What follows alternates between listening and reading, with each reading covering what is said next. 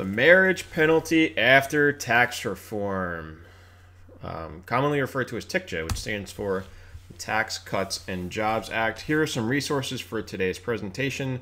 These will be in the show notes, so please check those out. These slides are also going to be uploaded to SlideShare and Google Slides. So, the marriage penalty. What is it? Is it still there? Does it still apply? Does it apply to you? We're going to talk about that. So, what's up, everybody? Chris Hervochon here with SOAR, A Better Way CPA. Let's connect. Chris@betterwaycpa.com. That's the email address.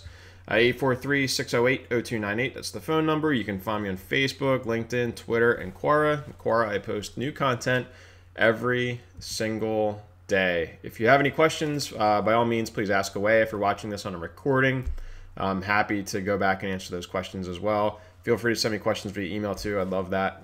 But love to engage with you and answer any questions that you may have. I am here to help. So by all means, fire away. So what's the problem? So it's almost wedding season. Definitely almost wedding season here in the South. The weather is beautiful. Tomorrow is March 1st. The pollen is out though, so be forewarned. And then so you're going to get married, right? From a tax perspective, will filing a joint tax return with your new spouse help you save money, or is it going to cost you money? Good question. Let's talk about it. So what is the marriage penalty or bonus? And this is from the Tax Foundation, but it's basically a unintended consequence of the United States tax system. Basically, when you take your tax liability as a single individual, combine it with the tax liability of your spouse as a single individual. When you combine those two, is that tax liability the same as if you filed separately, so apart, or is it less? Is it more? This is what's referred to as the marriage penalty or the marriage bonus because, especially prior to TCJA, what we would see is the marriage penalty, where you get married and then the tax brackets don't exactly line up. I'm going to show you this in a minute, but the tax brackets don't exactly line up with if you were single, and what it would do is it would actually tax your income at a higher rate. And I'm going to show you that in a minute here. Conversely, the marriage bonus. So this is what happens when disparate incomes marry each other. So this is a really good example. This is from Tax Foundation. The link is in the show notes. The link is also on the slides. But so you've got person one and person two. Person two makes twice as much as person one in income. So if they're unmarried, they've got $60,000 in income. When they are married, they still have $60,000 in income. But what happens is the tax rates are different, right? And so in this particular example, it actually shows how you get down to a bonus of $31. So you're going to pay $31 less in taxes. This is just a high-level example. You know, when you have person two marry person one, because the combined average income, basically, if you want to think about it that way, is lower for person two. It's now $30,000 as opposed to $40,000, right? And so there is a bonus in there for that, because now on average you're being taxed at a lower rate. So that's the marriage bonus. Pretty simple.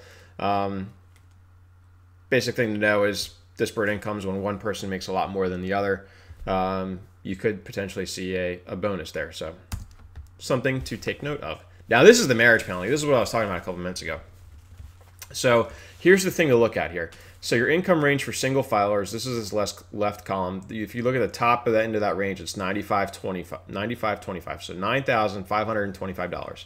If you multiply that by 2, you get exactly $19,050. So it's double. This is the married filing joint, this right-hand column here. And you'll notice that that is the same all the way down to the 32% range. So your 12% bracket, $38,700 is exactly half of $77,400. In your 22% bracket, your $82,500 is exactly half of your $165,000. In your 24%, your 32%, same thing, right? So 32%, $200,000. That's the top end of that bracket for single filers. That is exactly half of the top end of that bracket, $400,000 for joint filers. Now here's where the marriage penalty kicks in. So 35%. Your bracket here, the high end for single is $500,000. The high end of the bracket for joint is $600,000. And you'll see I made the comments over here: 2x, 2 times, 2 times, 2 times, 2 times, not 2 times, not 2 times. So the top end of the range, this is where under TCJA, Tax Cuts and Jobs Act, otherwise known as tax reform, that's where that marriage penalty kicks in. So think about it this way. If you and your spouse, you both made a lot of money, you made $400,000. Okay. 2018, you're not married. 2019, you're going to get married. Both making $400,000. So single, for 2018, when you go to file your tax return, you're making $400,000. The top end of that, your top end bracket is going to be 35%. So for your income from $200,000 to $400,000, you're going to pay 35% of every dollar in federal tax. High level example. Okay, high level example. Each of you. Okay, so you're both paying 35%. Well, what happens when you get married? Now you've got $800,000. So you are above the top. Your top end is above this 35% bracket for joint filers. Now, over $500,000 or over $600,000, you're married filing jointly here. Your income from $600,000 to $800,000, that's going to get taxed at 37%, not 35%, 37%. So there's a bump, 2 percentage point bump, versus whether you were filing single or filing jointly together. So this really impacts folks that are on the top end of the range, the top end of these tax bracket ranges, as you can see. And it also, for the most part, is going to impact you if you make similar incomes, for the most part. Okay. So I know what you're thinking, Chris, what do we do about it? Just file jointly, right? Or file separately, right? Well, not so much. And I'm not going to read all of this, but these are all of the different deductions and credits which either that are either limited or go away when you file separately, married filing separately, right? So for the most part, in prior years, the advice that you would give to clients is, well, you don't really want to file separately unless your spouse is like in the mob or something, and you just have no idea what's going on with them, and so you're not really sure if you should be filing a tax return with them, so you file separately. That was always the example that was given in the CPA class years and years ago. Now you get into this whole thing where there's a marriage penalty. We're making a lot of money. Should we file separately? Maybe it makes sense to file separately. Maybe it doesn't. But what do we do about it? So the final thought, really the whole thing to pull us together, is all tax software will spit out the married filing jointly versus the married filing separately calculation.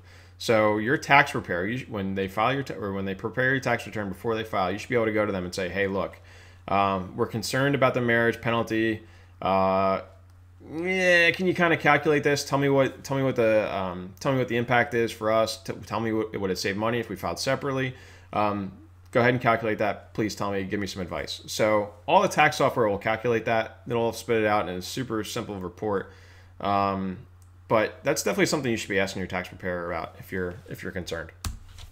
So that's it for me today. The marriage penalty, pretty simple, but something to think about if you're on the top end of the income tax bracket range.